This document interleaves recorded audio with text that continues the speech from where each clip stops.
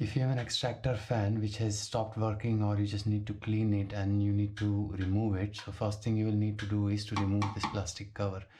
Now we have Vortice extractor fan, but I'm guessing this should work for any other fan as well. So I try to just pull it or press this plastic thingy, but that didn't do anything. And then I realized there is a plastic hinge over here which you can see, and if you just take a normal screwdriver and press that plastic hinge, and then just when you hear that sound, just give it a bit of pull and then it should come off.